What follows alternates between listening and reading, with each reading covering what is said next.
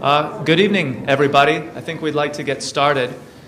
It's great to see so many of you here, especially given the weather. I know we're good Midwesterners. We should be able to deal with the cold, but the first cold is always the worst. So thank you very much for coming. My name is Jason Snard. I teach in the English department here at the College of DuPage, and it gives me great pleasure to welcome everybody to the keynote lecture tonight, part of a series of events that have been happening this fall at the college called Hearts of Darkness, Empire into the 21st Century. There are a number of people I'd like to thank for making this event and the entire series possible, including the Office of Academic Affairs, Liberal Arts, the College of DuPage Library, Follett's College of DuPage Bookstore, the Book Across Campus Committee, and the Literature Committee. So the nominal focus of the series is, of course, Joseph Conrad's short novel, Heart of Darkness, which many of you have probably read at some point, if not very recently. But that is only a starting place. Tonight's lecture will, I think, bring much of what Conrad was concerned about 100 years ago into broader contemporary focus. Indeed, the issues of imperialism and globalization that worried Conrad remain of pressing urgency for us today. That is why we are very lucky to have one of the foremost contemporary voices on empire and its darker myths with us tonight.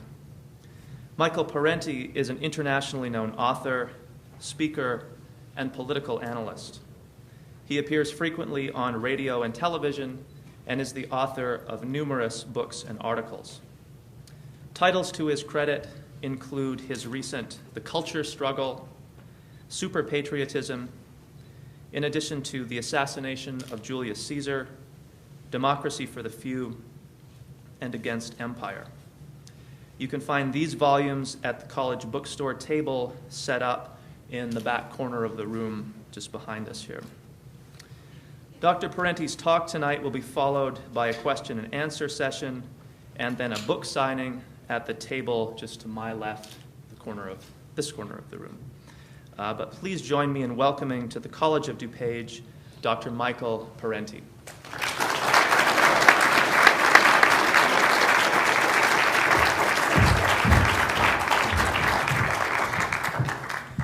Thank you. It's very nice to be here. I was thinking that the title of this talk, The Darker Myths of Empire, is probably a misnomer. It really should be The Darker Truths of Empire, because I am going to talk about some of the myths, too. And what there is really, there's an enormous disparity between what empires actually do and how they're represented in history. This is what I've found, that empires are pretty much written about by people who live in the imperial countries.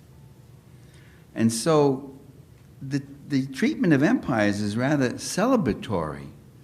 Empires are often represented as creations of peace. They're even given names of peace, right? Pax Romana, the Roman peace. The Roman peace was a brutal, bloody world conquest, as I'll mention in more detail in a minute. Pax Britannica, and there's even Pax Americana, which was, it's been the title of at least two books, one many years ago by Ronald Steele. Empires are often represented as bringing stability, justice, and prosperity to their subject peoples. They're represented as selfish things, large impersonal organizations that bring order where once there had been disorder. Just so you don't think I'm attacking straw men, oh, who says that, who thinks that way? Let me read to you from one great student of empire. He wrote a masterpiece of a multi-volume work. It's called The History of the Decline and Fall of the Roman Empire, Edward Gibbon. And this is what Edward Gibbon says. The obedience of the Roman world was uniform, voluntary, and permanent. The vanquished nations blended into one great people. They resigned the hope, nay, even the wish, of resuming their independence. The vast Roman Empire was governed by absolute power under the guidance of virtue and wisdom. Yeah, right. That's the description he gives. I mean, not a word here about an empire built on shattered armies, sacked towns, burned crops, raped women, slaughtered herds, enslaved prisoners of war, oppressively overtaxed populations. Not a word about that. Empires are even sometimes represented as unintentional. That's when it really starts to get cute. This should have been called maybe the funnier myths of empire, this part of it. The product of unconscious circumstance. When I was a youth, in my salad days, I used to hear that the British Empire was put together in a fit of absent-mindedness. Did everybody else ever hear of that? It was an old saying. It used to be an old saying about the British Empire. I see only some of the old-timers are nodding. I'm glad that that phrase has gone out of style. Cyril Robinson, a British historian, he says the same thing about the Roman Empire. He says it about both of them, his empire and the Romans. He says, it was perhaps almost as true of Rome as of Great Britain, that she acquired her world domination in a fit of absence of mind. How do you build an empire in a fit of absence of mind? How do you do that? You just kind of get up and say, oh, let's go conquer Gaul today. Oh, did I say that? Or what are those armies doing up there? No. John Morley, English political leader and writer, talking about the British Empire, 1877. We have had imposed upon us by the unlucky prowess of our ancestors the task of ruling millions of alien dependents. We undertake it with a disinterestedness and execute it with a skill of administration to which history supplies no parallel. Yeah, again, let's deconstruct that a minute, would you? I mean, millions of alien dependents? Who made them dependents? They didn't ask to be made dependents on the British. They were brutally conquered by the British. They were independents until the British came along. You didn't inherit them. You went out and got this whole thing. And it wasn't undertaken with a disinterestedness. And it goes on like that. The U.S., too. Here, very recently, the year 2003, The Economist, a conservative British publication, no author. Empires are born in funny ways, and sometimes via the law of unintended consequences, by accident. And so with the American empire. I mean, it's really interesting, isn't it? We hear that today also in a slightly different idiom. We hear that the United States, in terms of the United States, we hear the United States was, that's the first one where I found the absent-mindedness thing used again. But generally there's another way of saying it. Say, the United States was thrusted onto the world stage. Or after World War II, we found ourselves having to take up the mantle of world leader. But we were just thrusted into this thing. They never say who did the thrusting. You know, the Canadians and the Mexicans kind of pushing us and say, come on. Go rule the world, maybe. Leave us alone for a while or something. I don't know. In fact, ladies and gentlemen, I think a moment's reflection would tell you that empires are products of deliberate contrivance, of deliberate confection, planning, calculation, and manipulation. No social order can maintain itself in the long run. No social order can maintain itself without conscious human agency. In fact, that's why you have a state. The state is the conscious human agency of coercion to maintain a particular set of interests and order, which don't necessarily always look out for our interests, you know. Americans have been taught, that empires and imperialism are something that other countries do. When I was in the 6th grade, my teacher said to us, the United States is the only advanced country that does not have colonies. We do not have colonies. And we'd look on this big, we had this big map, and there would be these of the United States, and there'd be these box inserts all around the sides. There'd be Alaska, Hawaii, Puerto Rico, Guam, the Philippines. I'm really dating myself. These were not independent, and nor were they states yet. In fact, Puerto Rico is still owned by the U.S. So we'd say to her, Miss Myers, what are these blocks here? What are those? Aren't those our colonies? She said, the United States does not have colonies. It has territories or possessions. So, see, that's the magic of words. You wish away, or you define away all sorts of brutal histories and realities by just using a different word. You got the administration today in Washington saying that the Geneva Convention does not apply to the people who are being held in captivity under very bad conditions at Guantanamo by the United States, because they're not prisoners of war. They're enemy combatants. But you know, enemy combatant incarcerated by your military, that's the definition of a prisoner of war. That's what a prisoner of war is. You get the enemy's combatant and you make prisoners out of them. So this use of, it's interesting how terms are now just being used to wish away things and situations. And this has happened with empire as with any of these other deceptions. The denial of empire in the U.S. was made easier by the rather early innovation of what's called neo-imperialism or neo-colonialism. Imperialism is the thing that empires do. So all those years when the communists were saying the U.S. is a capitalist imperialist nation, and we used to say, oh, a lot of commie rhetoric, turns out it's true. We are. We go out and we control, not we, they, the people who run this country, go out and control other places. But much of that control with the American empire in the very early stage was neo-colonial or neo-imperialist. And neo-imperialism was practiced, for instance, with Cuba.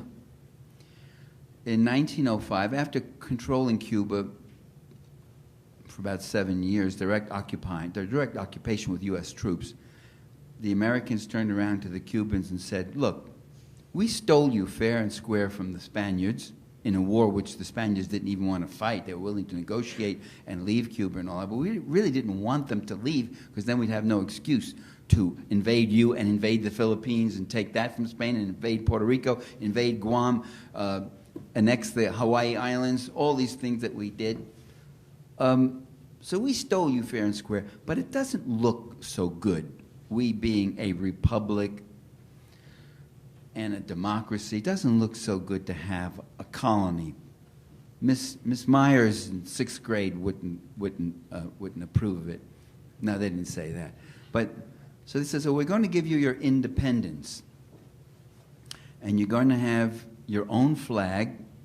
It's going to be red, white, and blue, but you get only one star because you're just a little island, you know. And you'll have your own money. You won't have to use U.S. dollars. You can use pesos or whatever you want, and you can put your own leaders on your money. You don't have to have George Washington. We're flex on this. You could have that. You have your Guardia Civile who will take care, make sure the people stay in line and crack heads. And if they can't do it that well, we have a little clause here in this treaty which says the U.S. Marines can come in any time to clean house on you. And so your own independence, you can continue to speak Spanish even. How's that? And the only thing we'll, or you do for us in exchange is we will continue to control and own your tobacco industry, your sugar industry, and control all your imports and exports and your nickel mines and your oil refineries and all your relationships with third nations, other nations other than us. We will have a final say on all of that. So you're independent. Enjoy. Go out there and enjoy. So what you do is you give them the husk of independence, the shell of it, and you just take the substance of it. That's what neo-imperialism is like. Now, what's happened in recent years is it's become acceptable to refer to the United States as an empire. When I wrote Against Empire, which first came out 10 years ago, I had people come up and say, oh, come on, Parenti, aren't you going over the top? Empire, what are you talking, U.S. as an empire? Now there's about 20 books out on the U.S. empire, isn't there? Sorrows of Empire, The Follies of Empire, The Crimes of Empire, Empire at the Crossroads, Empire in Crises. Just go out. Everybody's using the term. It's become a hot term. And it's good to know I was ahead of my pack here on this. And what's even more interesting is that the term empire has become acceptable to conservative commentators. You can turn on Fox and you could hear people say things like, well, we're the strongest nation in the world, and we're a superpower, and we have every right to act like a superpower, and we better act like a superpower. It's almost as if this power gives you entitlement. We're an empire, and we better get used to the idea that we're an empire. And this is the kind of thing. We're an empire with all the obligations and opportunities and responsibilities of empire.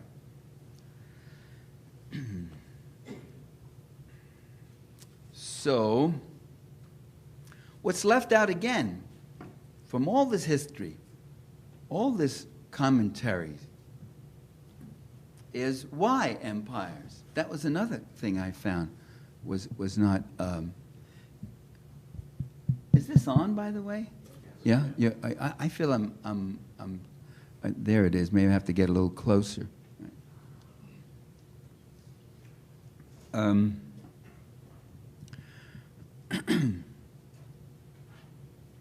Why do people go out and conquer other places? It's usually assumed. You can read a whole history of the Mongol Empire, or they, and such. And Genghis Khan came here, and then they went here, and they destroyed these towns, and they went there, and they fought that battle, and they did, and all these details, and all through. But nobody ever asked, well, why? Why are they doing all this stuff? Is this just stuff happens again? It's just in a fit of ferocious absent-mindedness, they're at it again? Or what is it? Actually, it's not conquest just for conquest's sake. It's not power just for power's sake. It's rarely power just for power's sake. Of course, individuals try to pursue and project their careers to get up there to get into positions of power and will sell their souls for anything. But generally, even they have to operate in a field of interest. There are interests involved. There are very real material interests at stake. There's plunder, and there's tribute, and there are resources and markets, and there's expropriating the land and the crops and the natural resources and the minerals and the wealth and the cheap labor, or in the case of Rome, the slave labor. Let me go back again and read you something else about the Roman Empire. It gets wearisome to read what all the British imperialist chroniclers say about the Roman imperialists, and the Roman imperialists themselves, what they say. So, let me give you a Roman imperialist, Sallust, writing at the time of Julius Caesar. This is what he says about Rome. Avarice was a thing almost unknown. Justice and righteousness were upheld, not so much by law, but by natural instinct. They governed by conferring benefits on their subjects, not by intimidation.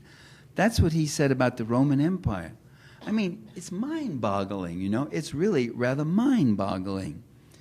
Is he talking about the Romans who went into Egypt and plundered and stripped that entire rich kingdom and tore up everything that ever there and turned it into a granary which they plundered?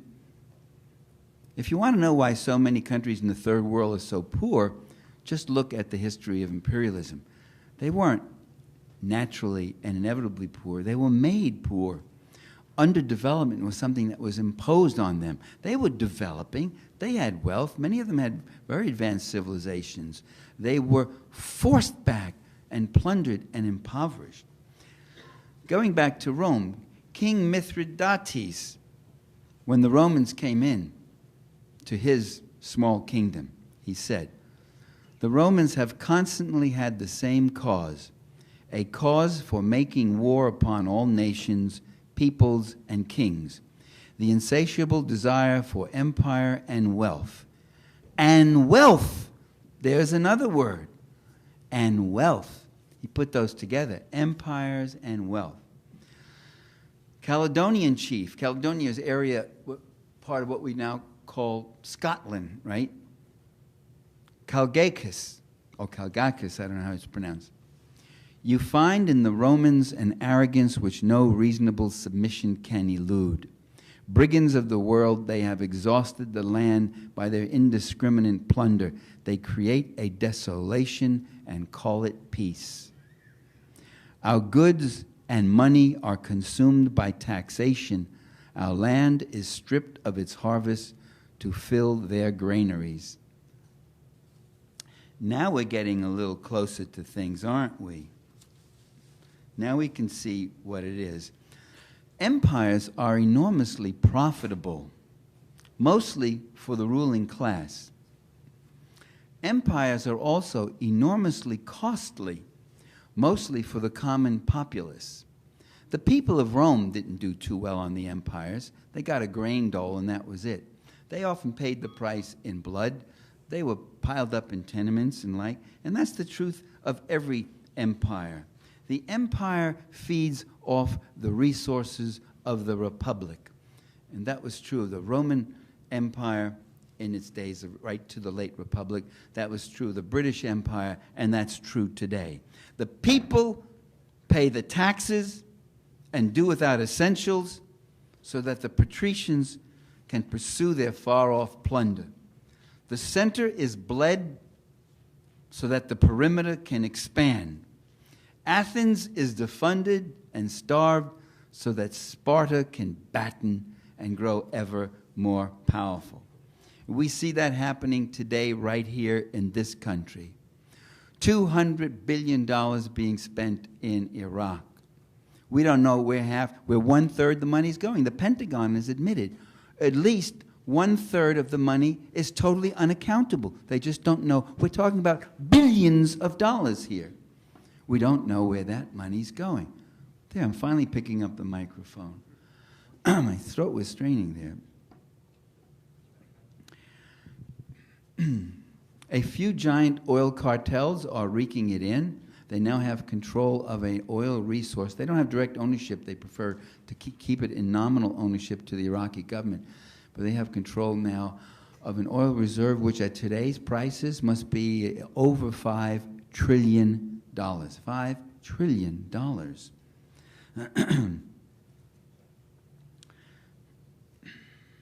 You could say, well, that's an oil supply that's for us consumers. We'd be without oil to heat our homes and fuel our cars. No, you wouldn't be without oil.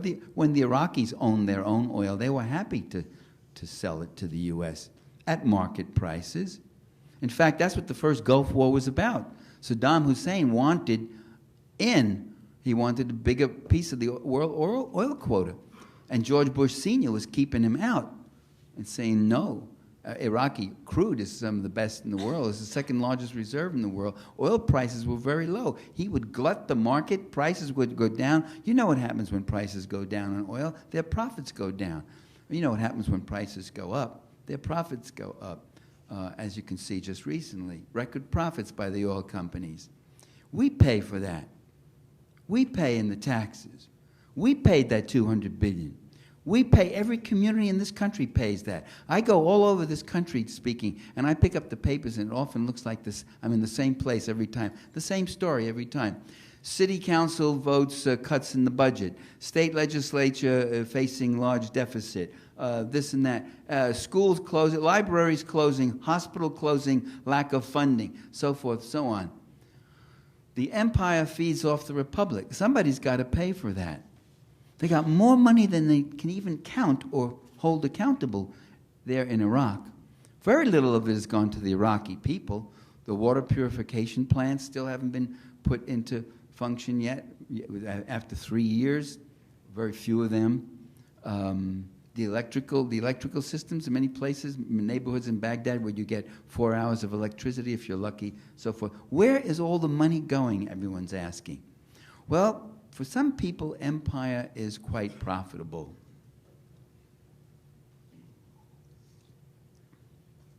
Don't ever say that George Bush's policy in Iraq isn't working. It's working. It's just not working for you or for me or for the Iraqis, but it's working for certain interests. It's working in the way that empires have always worked. To say George Bush's policy isn't working is a senseless comment. It's not a political comment. It's not a politically defined comment. So discard it, because you have to say, working for whom? Whose interest? Cui bono is the Latin phrase. Who benefits? Who gets the payoff on this? And just because many of our liberal commentators don't know what they're doing doesn't mean they don't know what they're doing. You get it? And when you think those who rule you, when you think those who rule the wealth and control the markets and the labor and the resources of society and set the wages and define the labor market and control the media culture and all that, when you think they're stupid, then you're being stupid. You got that? Okay. If you learn that tonight and you learn and you don't know, and if you know that and you don't know anything else, you know more than if you know everything else, but you don't know that. So you got to really know that.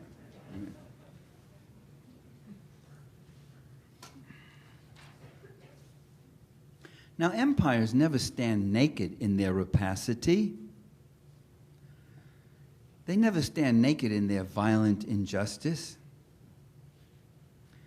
They don't turn to their people who have to pay the price of empire in taxation and the blood of our brothers and sisters and sons and daughters and fathers and mothers. They don't have to pay for that, but they got to tell these people something. And so they give their people a host of rationales.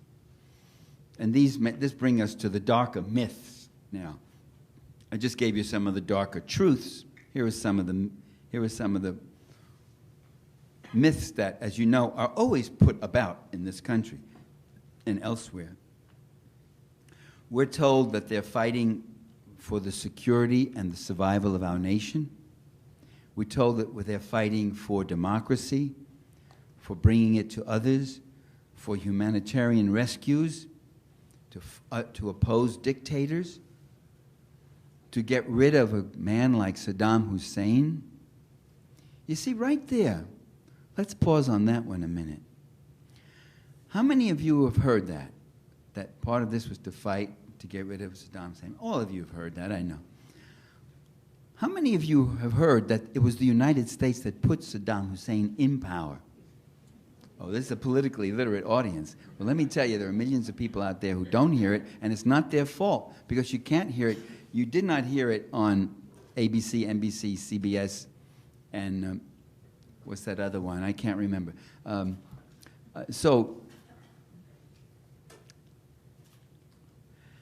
1968, the Iraqis had a democratic popular revolution.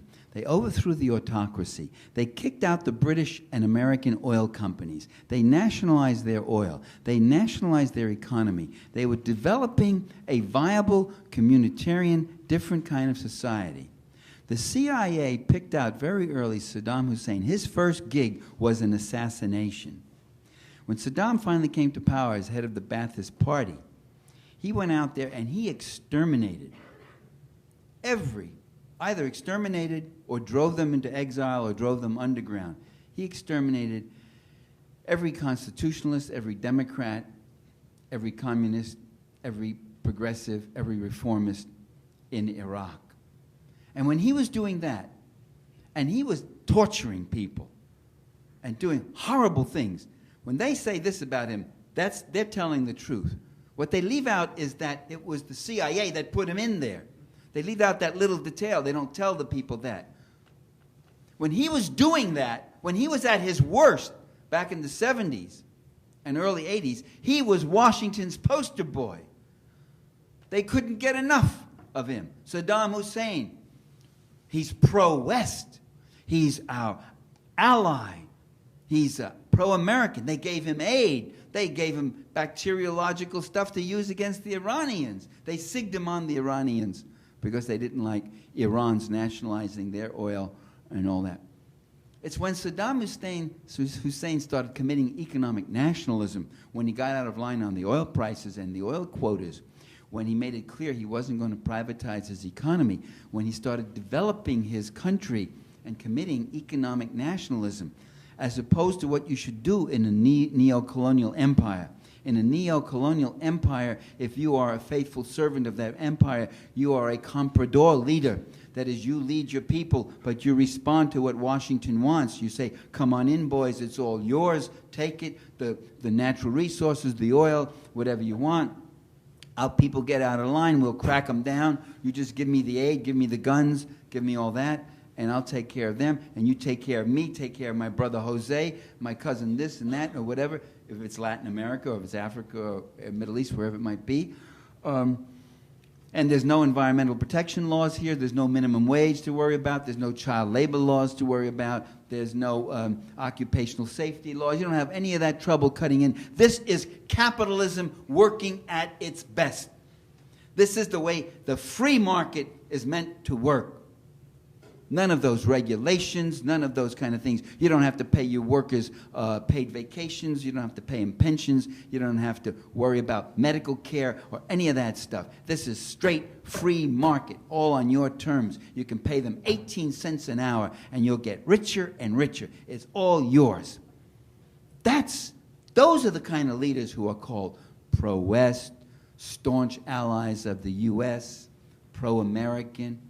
And the ones who challenge that, the ones who go against that, the ones who pose an alternative way of using the land, the labor, the natural resources, and the markets of the country, those are the ones who are called anti-American, anti-West. What does that mean, anti-West? Like Cesar Chavez or Gaddafi for a while and such. Or Castro.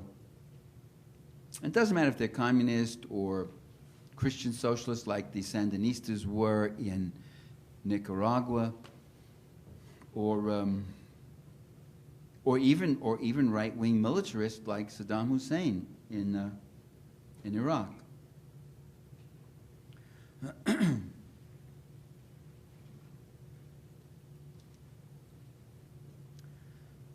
So they tell us these things, that this is why we're there, to save people, to introduce them to democracy, to help them teach the poor little itty-bitty, apparently not very bright Iraqis self-governance, teach them how they can govern themselves. It's a 5,000-year civilization. We're going to go in and teach them some things. This is the civilization that brought us writing, the alphabet, a lot of the early science, and such. Very bright, resourceful people, but they haven't learned what we are going to be able to do now. Teach them. Again, leaving out what? Leaving out the fact about the 1968 revolution and the country they were building on their own if they had been left and given an opportunity to build that country. The imperialists, the empire builders also. This doesn't have any projection. You got to stand like this with a. You can't get it a little higher, huh? No, never mind. Blank look when it comes. I know you can hear me because I'm straining. I'm talking without the mic. I would like to be able to get the mic, and this is the only. Either you get the saturation stuff, or you get me shouting to you without any amplification. It's amazing, you know. You can't. My unfulfilled ambition is to go to a college where they've got the sound system down. I don't know, but it's just. I mean, how long has amplified sound been with us now? About 100 years. When are they going to get it so that it would be effortless or something? It's working. You should feel what my throat is feeling now. Okay. Another thing the imperialists do is play upon our patriotic pride. They, you get one thing that's often bandied about is the idea that the United States is a unique country. It has a unique history. You want to know something? That's absolutely true. It's a very unique, remarkable country, or a unique history. No other country has a history the United States has. But you know, that's true of almost every country. They all have unique, fascinating histories. China, Egypt, Ireland, France, Great Britain. I mean, so many of them. They all have all sorts of interesting histories. Italy, Nigeria, South Africa, all sorts of things, all sorts of remarkable accomplishments, incredible transitions, horrible atrocities, unusual ethnic mixes, and all sorts of kinds of conflicts. It's fascinating. The other thing we hear, though, when that's said about unique, they say, we have a unique mission. And then that's introducing the idea of the messianic nation. I talk about that in my book, Super Patriotism. I think I have a chapter in that called The Messianic Nation. And again, you want to know something? A lot of countries thought they were the messianic nation. You could read the early French nationalists like Michelet, who talked about France being the essence, France being the center of the, not Western Europe, not all of Europe, but the world. That an idea did not become an idea of Western culture until it reached Paris or something. That the French had a mission to bring the Republic to other people, and so forth. You get it from the early Slavic nationalists, the Russian nationalists like Dostoevsky, talking about Holy Mother Russia, which had a mission which was to bring all the Slavic peoples, unite them, and bring them up, elevate them to a new spiritual level, away from the degeneracy and materialism that was infecting the West, you know, that kind of thing.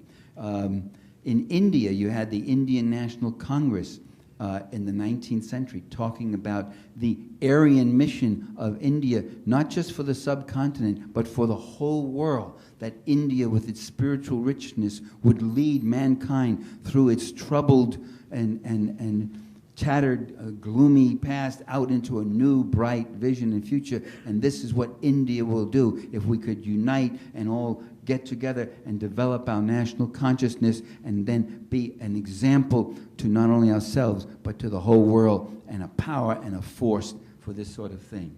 You can go back, the Roman Empire, the British Empire. Go back to the Old Testament. Read about the chosen people. The chosen people doing God's work on earth. That's one of the earliest messianic nations that we have actual literate script about and all that.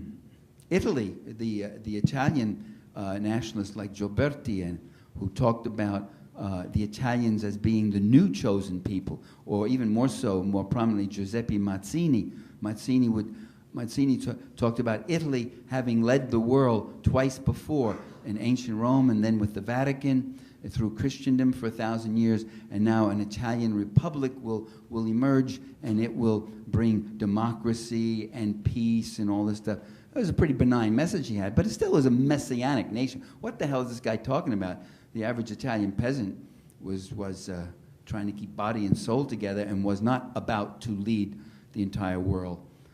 to a new enlightenment. The German nationalists like Treitschke and Fichte, the same kind of thing, that Germany, Macht, with power, which develop its power and weld the world together and bring order and a little harsher, but develop it and be in finally a benign force.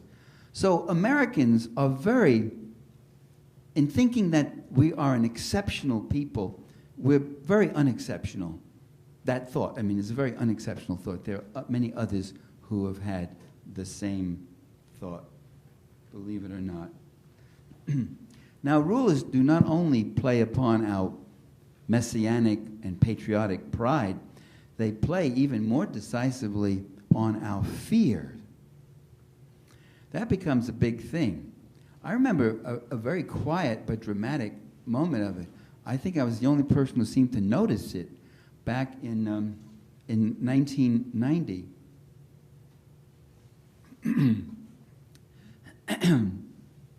George Bush Sr. wanted a war against Iraq. Saddam Hussein had not only done all these things, but then went in and took over Kuwait. Because the Kuwaitis were slant drilling under the Ramallah oil fields and siphoning off Iraqi oil. And he kept telling them to stop, stop. If he was smart, what he should have done was just gone and just taken that portion of the border. Instead, he conquers the whole country, giving the U.S. a tailor-made excuse for going in. Still, as of November of '90, the polls showed that Americans supported diplomatic and negotiated withdrawal of Saddam Hussein from Kuwait. They did not, rather, I mean, I'm talking about 70, 80% preferred a negotiated settlement, and in fact, the French and Russians were pursuing just such a settlement with Iraq.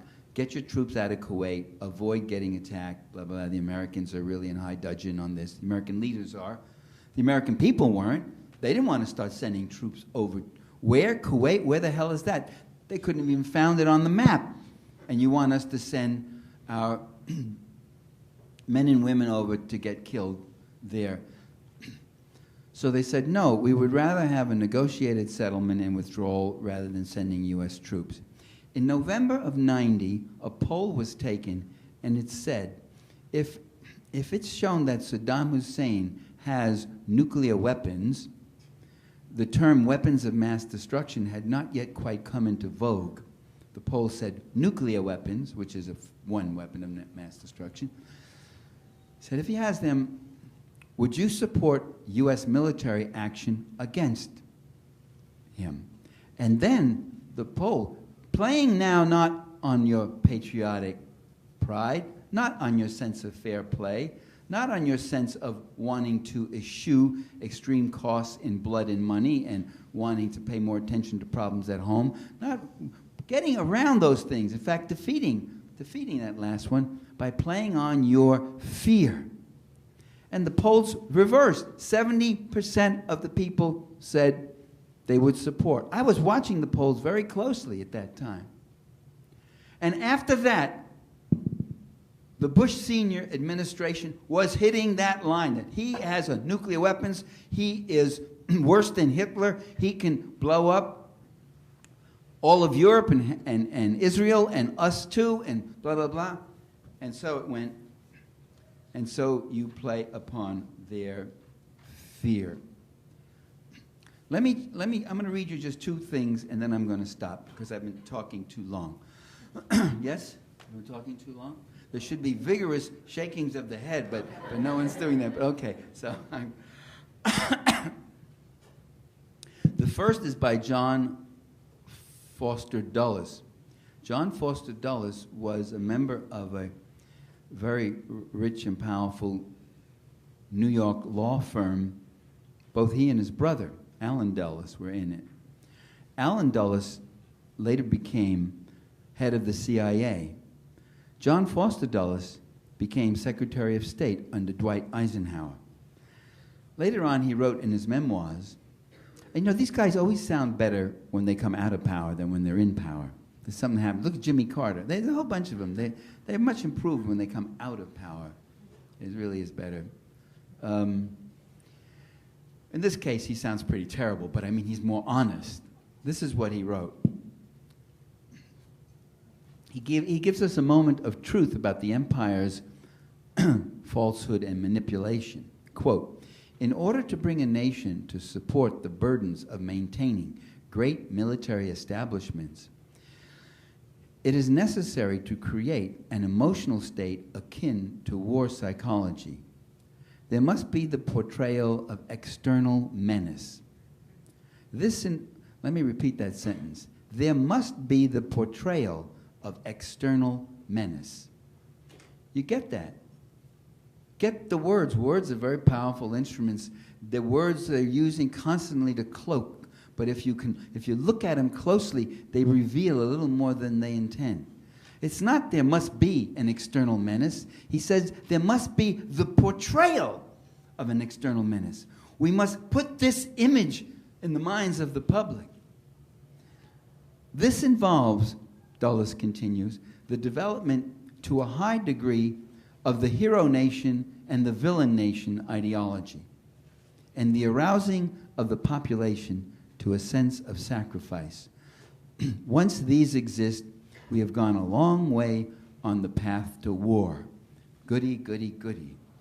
You see, all nations to some extent, varying extents, but all nations to some extent rely on public opinion. All nations need the support, or at least the acquisition, or acquiescence, and the resignation of the population. So that could be a supporting population, a grudgingly supporting population, an intimidated population, whatever else. But they cannot function if that population begins to develop a counter-consciousness and begins to mobilize and move and go in a different direction. So don't for a moment think they don't care what we think. Oh, they don't care what we think. They just go do. Oh boy, do they care. Everything they do, every trip that George Bush is making, every speech he's making now is because he cares what you think. Every answer he's given and every justification and all that, they care because they know that their power rests on your shoulders, on your tax-paying shoulders. I'm going to read you one last quote, and then I'm going to stop because my voice is giving way here. This is by, if I can find it, this is by a guy named Tom Watson. Tom Watson was a governor of Georgia and then a senator, U.S. senator from Georgia. He wasn't a Democrat or a Republican. He was a populist. This was back in the late 19th century when the Populist Party they controlled about 4 or 5 governorships and maybe had about 4 or 5 members in the U.S. Senate and maybe a couple of dozen in the House of Representatives. They were emerging as a power, especially in the South and the West. And their fight was against Wall Street and the big moneyed interests and the industrialists and all that sort of thing. Watson's later career took a very unfortunate turn, anti-Semitic, racist, of course, Georgia at this time and all that. But this is 1898 now. 1898 was a rather interesting time. This is when the U.S. has embarked upon this other great humanitarian crusade called the Spanish-American War, where McKinley said we have to fight this war because we have to save the poor Cubans from the Spaniards. And what was McKinley's first act of war? Does anybody know here? It really stunned a lot of people. He took a U.S. Army and a U.S. fleet, and he went thousands of miles across the Pacific, and he invaded and conquered, in what turned out to be about a 6 or 7 year bloody war, the Philippines. Because they were rich, because that set up the Pacific Empire of the U.S., and that had been their goal all along, to get into the plunder of this, to find the new markets and the new resources for that top 1 or 2 20% of the investing class. And the Springfield Republican, a newspaper that had supported McKinley and the war, and half the American population that had supported this, more than half, they were all going crazy. Let's go in and save those poor Cubans. Let's whip the Spaniards. Stop them. The Springfield Republican wrote an editorial saying, hey, what's this war all about? We thought it was to liberate the Cubans, and where the hell are you going all the way to the Philippines? Well, it wasn't. It was to build this empire. Well, this is what Tom Watson has to say about this. Shut off your cell phones, please. Thank you. This is what Watson has to say. The Spanish War has finished us. The blare of the bugle drowned the voice of the reformer. When the war was still in progress, he added this. Who gets the benefit of the war? Cui bono? Who benefits? The bond seekers? The capitalists? The railroads? National bankers will profit by this war. The new bonds give them the basis for new banks, and their power is prolonged. The privileged classes all profit by this war. It takes the attention of the people off economic issues and perpetuates the unjust system they have put upon us. Politicians profit by the war. It buries issues they dare not meet. What do the people get out of this war? The fighting and the taxes. What is the United States doing in this war with Spain in the first place? True, Spain is oppressing Cuba, but so is England oppressing Ireland, Egypt, and India. France is oppressing Siam and Madagascar. This is 1898. Turkey is oppressing Armenia. Should we then take up arms against the oppressors of the world? We would more likely end up by becoming oppressors ourselves. The Spaniards and Cubans were bushwhacking one another and killing from 3 to 5 men at a battle. We have gone down there and killed more people in 3 months than they would have killed in 13 years. If they were starving before, who feeds them now? What are we going to get out of this war as a nation? Endless trouble, complications, expense. Republics can't go into the conquering business and remain republics. Militarism leads to military domination, military despotism. Imperialism smooths the way for the emperor. And as you know, inside every U.S. president, there's an emperor that's trying to get out. And our job is to stuff that emperor right back down into his gazoo. Thank you very much, ladies and gentlemen.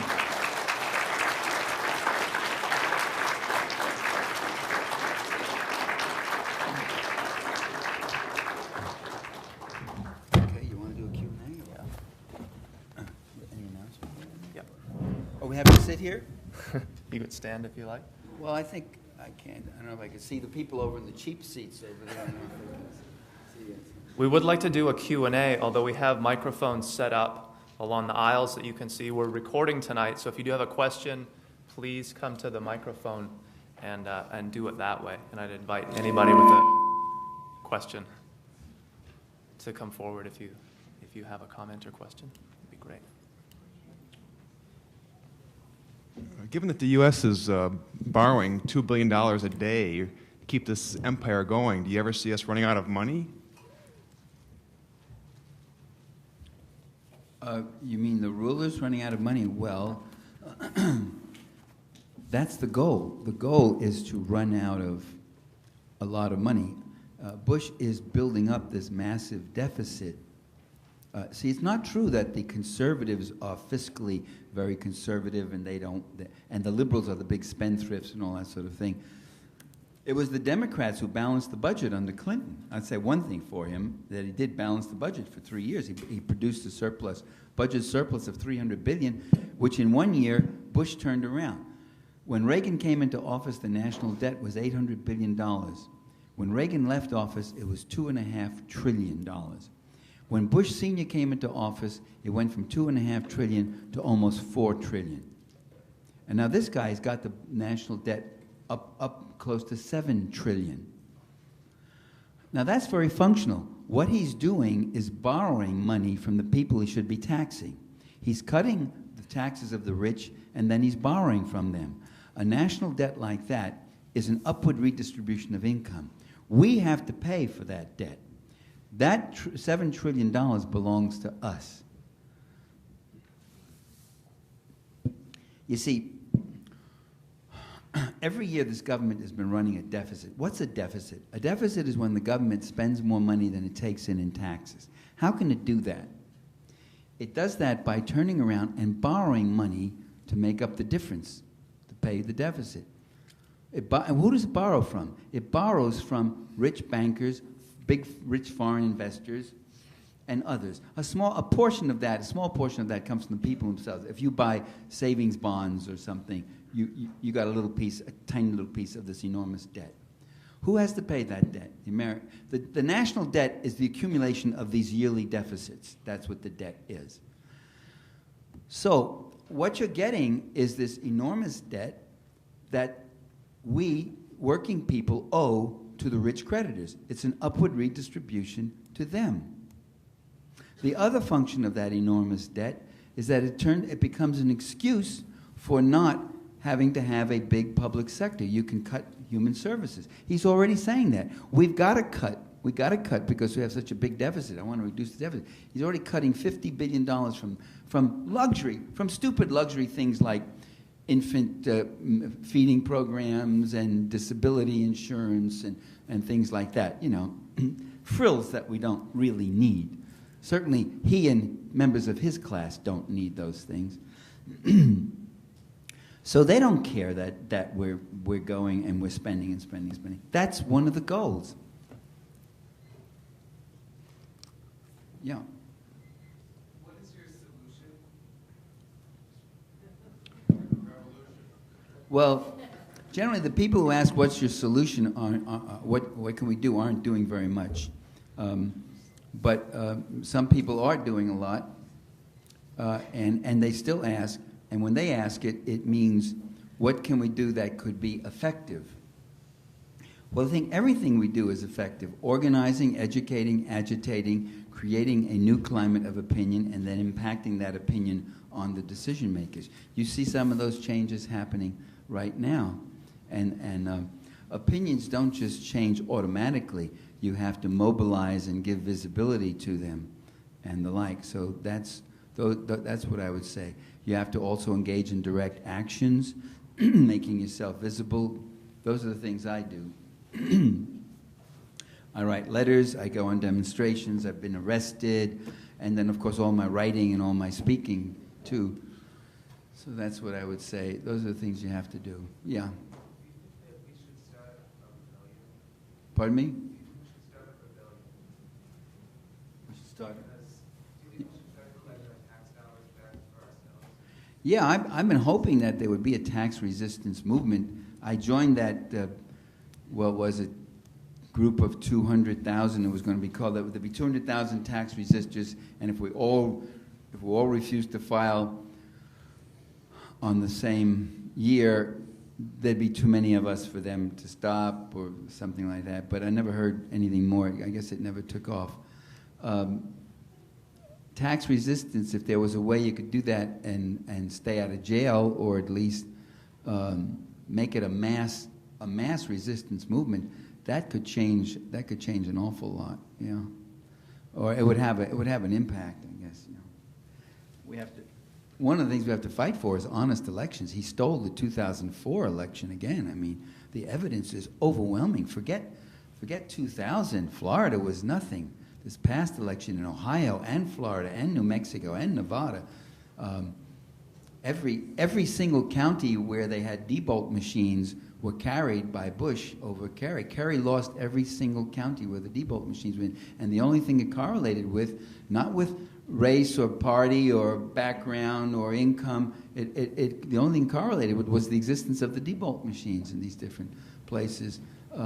They are now privatizing the vote casting and vote counting system. It's the end of democracy. So there's that fight going on. I mean, what can we do? What should we do? There's no limit to the kinds of issues you can get engaged in. There's so many of them. Yeah. Why, in your opinion, is the American public not angrier about things like stolen elections, but maybe even more about the upward transfer of wealth, the fact that they see that their jobs are being outsourced, that they're not getting their fair share, that there's no national health care, that public services are cut? I don't see enough anger. If I lost my job and I couldn't feed my family, or if I had a medical emergency and I couldn't pay for medical care, I would be angry as hell. Why isn't the American public angrier? Well, you know, the people who are in power do control the universe of discourse. I mean, they control most of the media. And it's remarkable that the few little things that get out, the critical things that get out now, do get out. And people, I think what you often get is people can't connect the dots. They see that and they may complain about it, but they don't blame it on George Bush. George Bush is saving us from this horrible menace in Iraq, and we should be supporting him. And regardless what you think of the war, whatever you think of the war, our boys are there now in Iraq, and our boys and girls, and because of the 2,000 so who have been killed, there's been about 50 women, about 45 to 50 women. They're there. We got to give them our support, you know. So those are the kind of things you get, and sometimes they are. Some of them are seeing things. I mean, look, his popularity and approval rating has dropped to 38%. A lot of times people don't do anything because they don't know what to do. That's why the existence of an organized movement. That's why unions are very important, because unions do reach working people in a way that all the other organizations that we build on don't quite reach them, and can educate them on these very issues. And that's why union members have a better voting record than non-union, you know. But also, you know, all the other reasons. I can't go through the whole map of political manipulation now, but the powers that be also conjure up other issues that distract people, that divide them. There's the problem of race, you know, racism. There are portions of this population that have never accepted the civil rights movement. There are portions of this population that have never accepted the counterculture movement, including legal abortion, women's rights, this, that, all that stuff. And those portions together are being led by a very tiny fraction of this population that has never accepted the New Deal and wants to get us back to 1900. So they're playing on things about abortion and gay marriage. I mean, gay marriage, that was like throwing meat to them. They must have, I mean, when did it come? When did that issue break? It broke in the fall of 2004. Nice timing, guys. You know, that you just throw, I mean, they must have felt in their knees and say, Lord, thank you. Lord, you've given us red meat. I mean, the votes they could get on that one, I hope, but what's going to happen in 2008? Will it be man-boy love? That'll be thrown out to see how many you could divide there and all that. Well, I don't compare that with gay marriage, which I think is a legitimate right. So there are these issues which do provoke false consciousness, appeals to patriotism, unblinking, unthinking, knee-jerk patriotism, which I wrote about in Super Patriotism. That would be the answer. There'd be there's a lot of things that, and yet, despite all that, occasionally, you know, people still do. I remember my dad, who became a disillusioned Reagan Democrat. He used to live and die by the Democratic Party. And then he voted for Ronald Reagan. I said, what the hell are you voting for Ronald Reagan for? And he said, oh, death penalty and crime. He retired, he started watching TV, and he watched all these crime shows. Suddenly he became frightened about crime all the time. We lived in a safer. We used to live. We were born. I was born and raised in East Harlem, Italian Harlem. It was called. It was a very tough neighborhood in New York City. You probably could hear a little, just the slightest touch of New York in my accent, but it was a safe neighborhood, though. Nobody messed with us. I mean, and there were always old ladies sitting on the windowsill in the streets. You could see everybody and all that sort of thing. And then he moved up to Clawson Point in this Archie Bunker kind of place, which was really almost semi-suburbia. And there's nothing.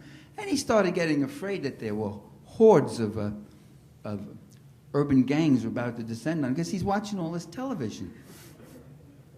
And even he, after about a year and a half of Reagan, he said, this guy Reagan is only for one group. He's not for the rest of us. So somehow he picked it up. I mean, he began to pick up, how many times can you give tax cuts to the very rich without people beginning to say, I don't know if you're really looking out for me here, when you think of what our taxes are. I mean, the taxes we pay is just outrageous.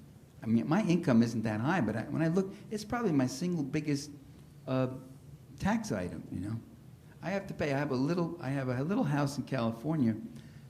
Well, I'm so glad you're here. Let me tell you my trouble. It's a 2-bedroom cottage, and I have to pay about $4,000 a year for property taxes. Wow, that hurts, that's a lot. And then a guy across the street with Proposition 13, he has this mansion thing with all sorts of upstairs rooms and all that. He pays less than half of what I pay because he owned his house when Proposition 13 came in. It's a 2-tier. So there's terrible tax oppressions all over the place. So people people have those gripes and they have a semi-awareness of it, but the thing of putting it together and directing it toward actual issues and ascribing it and being able to detect the lies that they're telling us and how they manipulate what are called cultural issues or identity issues to get you not to look at your own straight bread and butter economic issues. That's a job that I try to do, which I don't do very well because I write books about it. Well, who the hell in America reads books, right? It's ridiculous. I go on radio shows and do a lot of that, too. Yes, Ms. Mm-hmm. You touched upon the corruptibility, the corruption of the election system. Yes. I wanted to just put in a plug for a program going on tomorrow night, sponsored by 2 Leagues of Women Voters, that's going to go into that issue in depth at Lincoln Center on Maple Avenue, 935 Maple Avenue in Downers Grove at 7:30 tomorrow. Will Your Vote Count? It's a free program. And we'll go in depth into the control that has already been exerted to put people in office who probably haven't been elected. But let me turn this into a question for you. Could I add on that? There's a very good study done by Bob Fitrakis, right? Bob Fitrakis and Harvey Wasserman. I talked to Bob about this.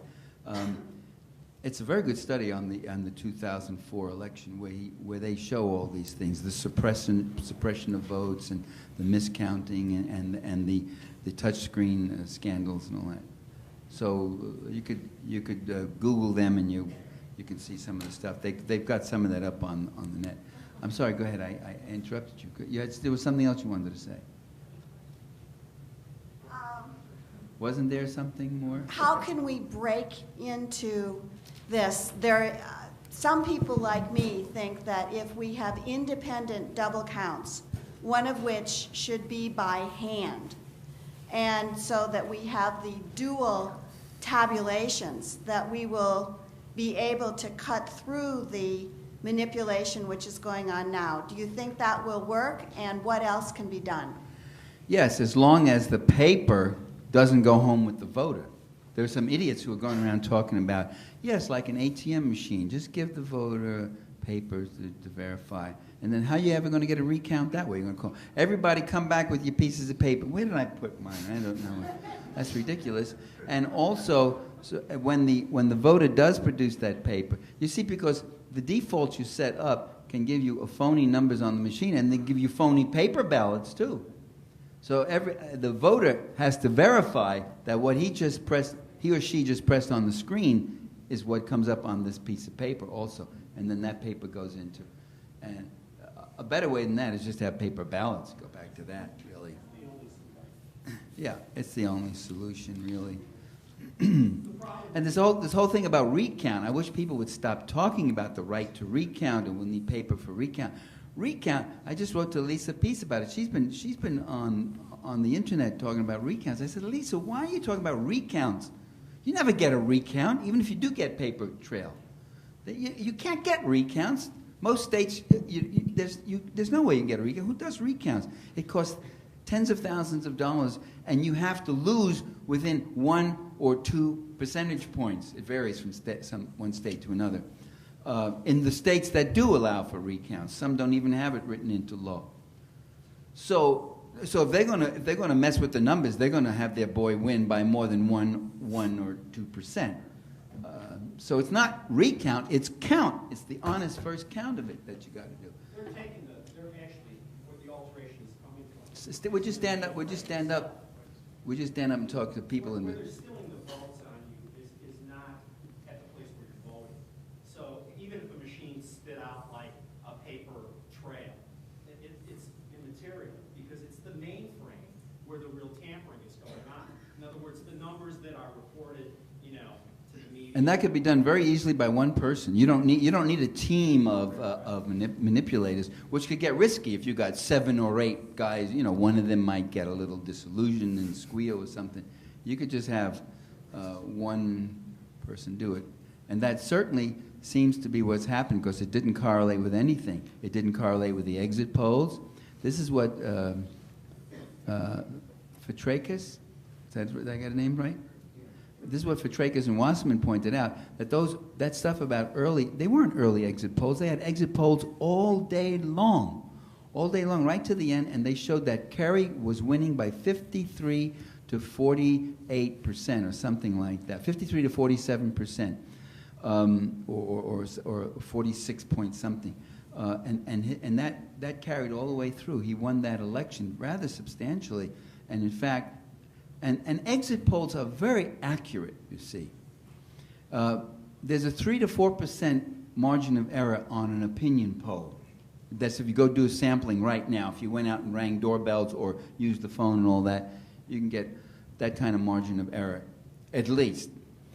But with an exit poll, the closer you get to the actual act of voting, the more accurate is your prediction of what the returns are going to be.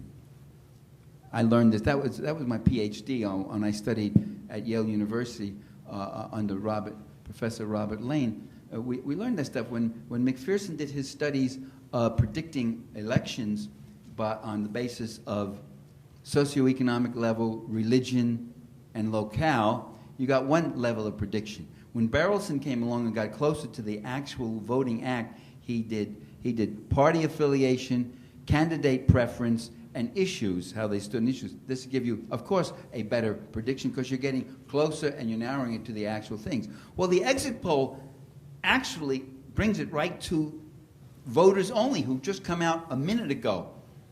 And so the margin of error is less than 1. I mean, you'll get one, somebody will say, none of your business, I don't want to tell you. So there might be the slightest distortion. But it's impossible to have gotten a 7% error like that. That never happened in exit polls. Now, there are people who want to abolish the exit polls, you see, saying, oh, there's no function, what are they? They interfere with the system and all. Or they made up all sorts of funny explanations. They said, well, the Bush voters were a little embarrassed about voting for Bush, so they didn't say it. They were ashamed and didn't say it. Or the Kerry voters came earlier and they were more outspoken and they voted earlier. That's not true, by the way. The Democratic vote in a lot of communities that I've worked in, Democratic vote really gathers strength and momentum after 6 o'clock, 7 o'clock. That's when all the people come home from work. And they only got about an hour left before the polls close. There's all sorts of things we have to do with the electoral system, like not have it on a work day, have it on a weekend, have it for 2 days, have on-site registration. They're going in the opposite direction now by requiring photo identification. Of course, that's a way of eliminating the elderly, the poor, Latino minorities or immigrant minorities and such who may be citizens and by now and all that, but still don't have things. So I'm sorry, I'm going on too long about that one question. Could we make these three people the very last three? Is that or four? What? You? What are you saying? I said, I'm just saying I'm in this. Okay, these four people, yeah.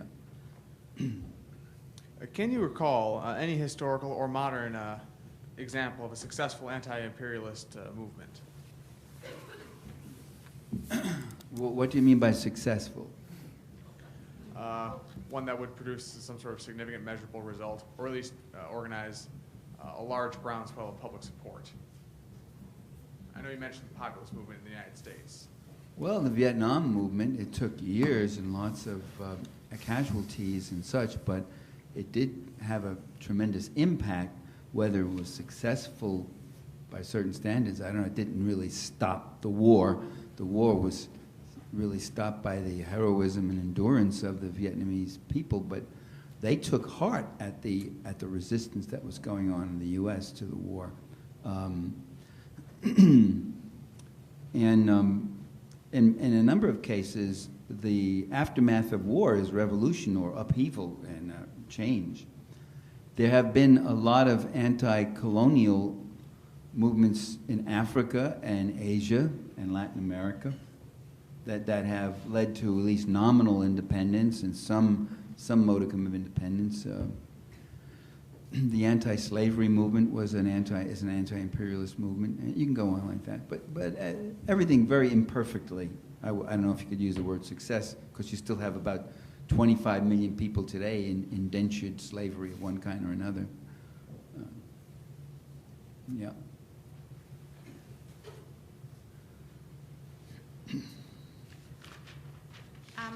Given that you have certain groups that feel dispirited or discredited, can you identify a class or group of people that should or could sponsor the majority or the bulk of the burden and make the biggest impact, and if so, how? They could sponsor what? I didn't hear what you said. That could basically shoulder the burden of getting out this agenda and making an actual change. You mentioned earlier that we could educate people, mobilize people, and such. No, I couldn't point to any one group. There are people in all sorts of groups that are doing that kind of thing, that are providing. There are members of the African American community who have brought forth any number of leaders like John Conyers and Jesse Jackson and Al Sharpton and others. I'm saying who are people who are mobilizing larger constituencies, not just civil rights or anything like that. You have people in the labor union movements. You have people all sorts of places. So, yeah. What do you think of the uprising in France? Oh, it's very disheartening to see that kind of thing. It's to see France inherit the legacy of poverty of its own imperialism in Morocco and such and all that. What Europe is now getting is getting all sorts of workers. See, the European working class has made certain gains. So now there are all these desperately poor people from various places, the Commonwealth in Britain, Africa, and places like that, North Africa, going into Turkey, going into Germany and such, looking for jobs because there were markets, there were certain kinds of jobs that they could do that were the worst jobs, and they would take them because they're more oppressed and desperate and they need the jobs. At the same time, they run into the kind of social discrimination and this sort of thing, and then that leads to violence and the like. I did not go, Yahoo, hey, the jihad or the revolution is starting in France. I didn't see it that way. I think it's a mess, and it's due to discrimination, and it's due to an internal colonialism. That's another mode of colonialism I didn't talk about, where you take populations and you bring them to the imperial country itself. and you work them there. The Spartans did that, you know, with the helots, and brought them in and made them their slaves and such. And we had that here, didn't we, with the African American population for generations. Yeah. Well, I very much appreciated your talk here tonight, and I agree with the stress that you laid on the fact that the imperialist policies are inimical to the vast majority of people in the United States. But the question I would, and that the support that those policies get is really a matter of false consciousness. But the question I would like to pose is, in some of the classic writings about imperialism, there is this concept that a certain segment of the population is bought off. Labor aristocracy and all that. To what extent do you think that is still at work? To what extent is there still some material support for imperial policies? I think there's been class differentiation in the African American community, for example. Well, I guess it would the most that might be in the military industries, where big military budgets suit the career and job aspirations and salary aspirations of people who work there. Those people might, I don't know, there must be some voting studies that show whether or not workers who work for Boeing and General Motors and all those other military industrial things, whether or not they are more hawkish than others. But I don't know. The people who benefit are the ones I talked about, which is the investing class and owning class. And there you're talking about a fraction of 1%. You're talking about a very small fraction. They benefit in a lot of ways. They benefit whenever you can suppress people abroad, you also suppress your own working class. If I can turn to you and say, you know, you're getting $15 an hour, plus benefits, plus this, plus that, I can take your job and bring it to Indonesia where I could pay 15 cents an hour, and that's what Nike has done. Nike has closed every one of their factories in America, and they brought them over there.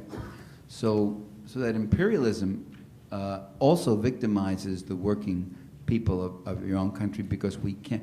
The historical gains that we have won to get our salaries up to a decent level are now being undermined by exporting those jobs to other countries, or by bringing the population, the desperate, impoverished populations from those countries here, and forcing them to work, and they're illegal, and they can't even unionize, they can't complain, they have grievances, but they know if they complain they'll be deported tomorrow morning, So imperialism does, I think it benefits really a very small portion of the population. I really think it's mostly false consciousness when people support the wars. It's not because they've got some vested interest, they're getting treated so well materially. I don't think that's true. Okay, well, thank you very much.